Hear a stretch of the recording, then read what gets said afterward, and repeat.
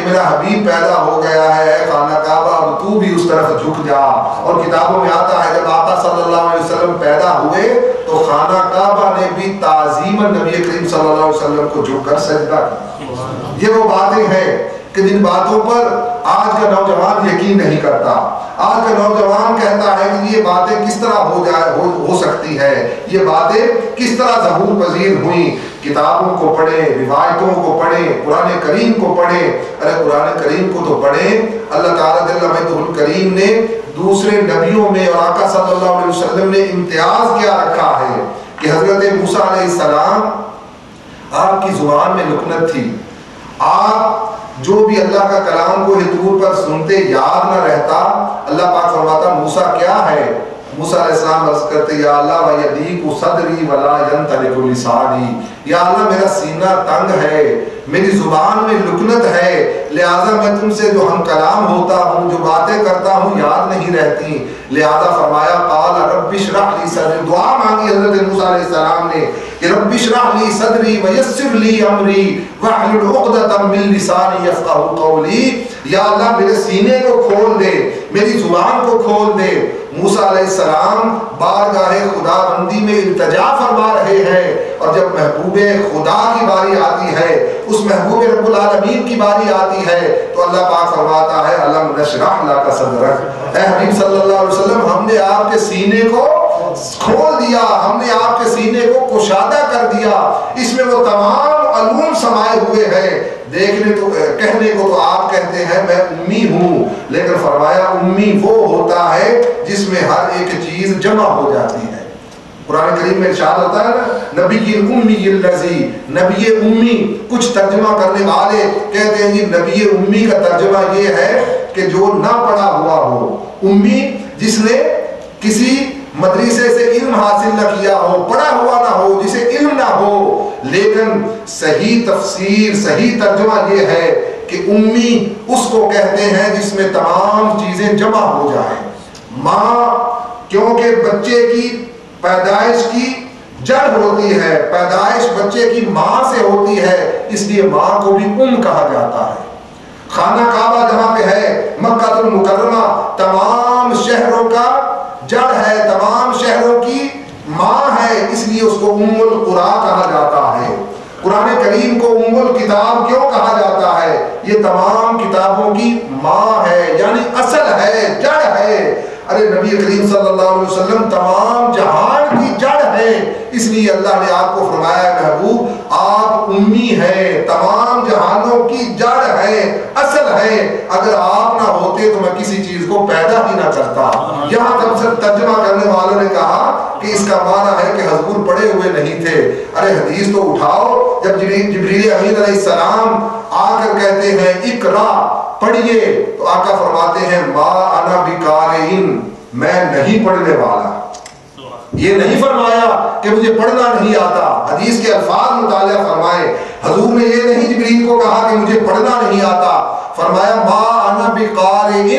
میں نہیں پڑھنے والا۔ کیوں کہا کہ کل کو کہیں لوگ یہ نہ کہیں کہ جبریل حضور کا استاد ہے، لوگ یہ نہ کہیں کہ جبریل سے حضور نے علم سیکھا۔ فرمایا میں نہیں پڑھنے والا۔ 3 مرتبہ جبریل امین علیہ السلام نے کہا اقرا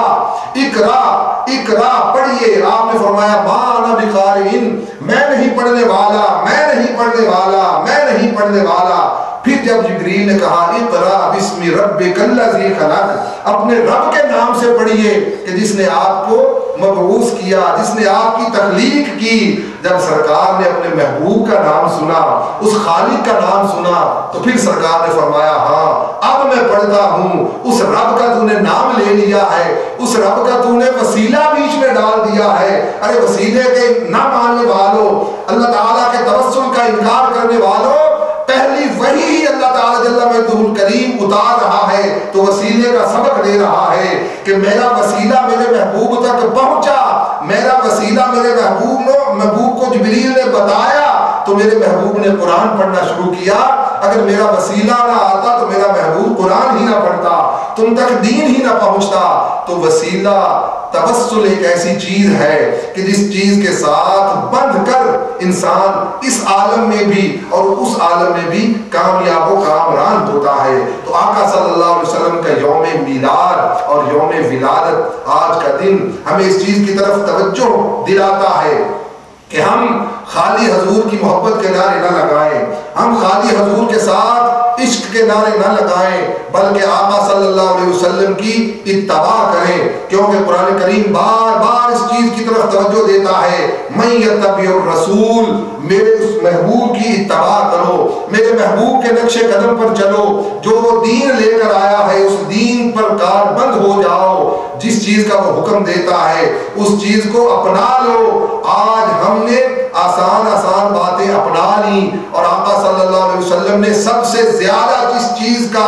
ذکر فرمایا، سب سے زیادہ جس چیز کی طرف توجہ فرمائی، فرمایا نماز پڑھا کرو، نماز میری آنکھوں کی ٹھنڈک ہے۔ سرکار فرماتے ہیں نماز پڑھا کرو، نماز اللہ اور بندے کے درمیان راز ہے، معراج ہے، جس نے اللہ کا دیدار کرنا ہے وہ نماز پڑھ لیا کرے۔ اور جب انسان نماز پڑھتا ہے کہیں ایاک نعبد و ایاک نستعین کہہ رہا ہے، کہیں سبحان ربی العظیم کہتا ہے، کہیں سبحان ربی الاعلی کہتا ہے، اللہ تعالیٰ جل مجدہ کریم سے اپنی محبت کا اقرار کرتا ہے، اور اس کے ساتھ ساتھ کہیں السلام علیکہ ایھا النبی کہہ رہا ہے، کہیں اللہم صلی علی کہہ رہا ہے، حضور نبی کریم صلی اللہ علیہ وسلم پر درود بھی بھیج رہا ہے۔ تو دوستو نماز ایک ایسی چیز ہے کہ کتابوں میں آتا ہے جو فرض نماز کا تارک ہے اللہ تعالیٰ اس بندے کی کوئی نفلی عبادت قبول ہی نہیں کرتا۔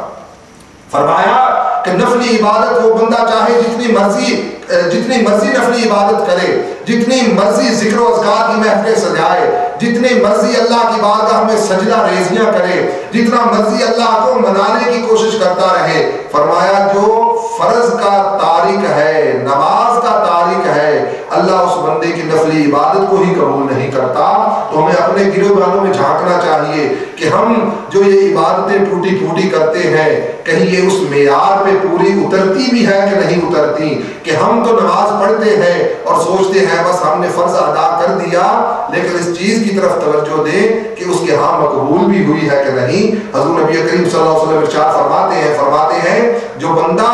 نہایت خشوع و خضوع کے ساتھ نماز پڑھتا ہے اور اللہ تعالیٰ جل مجدہ کریم کے حضور کھڑا ہوتا ہے، قیام کرتا ہے، سجود کرتا ہے، رکوع کرتا ہے، فرمایا جب وہ نماز سے فارغ ہوتا ہے تو اس کی نماز سبز غلاف میں لپیٹ کر ملائکہ اللہ کی بارگاہ میں پیش کرتے ہیں اور کہتے ہیں یا اللہ تیرے بندے نے تیری طرف یہ تحفہ بھیجا ہے۔ اللہ پاک فرماتا ہے فرشتوں گواہ ہو جاؤ، میرے بندے نے نماز کا تحفہ میری طرف بھیجا ہے، قیامت کے دن میں اسے جنت کا تحفہ عطا کروں گا، میں اسے جنت دوں گا۔ اور فرمایا جو بندہ خشوع و خضوع کے ساتھ نماز نہیں پڑھتا، صحیح طور پر اللہ کی حضور جھکتا نہیں ہے، فرمایا اس کی نماز کو بدبودار کپڑے میں لپیٹ کر ملائکہ اس کے منہ پر مارتے ہیں، یہ حدیث کے الفاظ ہیں، فرمایا اس کے منہ پر ماری جاتی ہے اور وہ نماز اس کے لیے بد دعا کرتی ہے کہ جا جیسے تو نے مجھے برباد کیا اللہ تجھے برباد کرے۔ اب ہمیں اپنے گریبانوں میں جھانکنا چاہیے کہ ہم کون سی نماز پڑھتے ہیں، لہذا جب اللہ کے حضور کھڑے ہوں تو اللہ تعالیٰ جل مجدہ کریم کا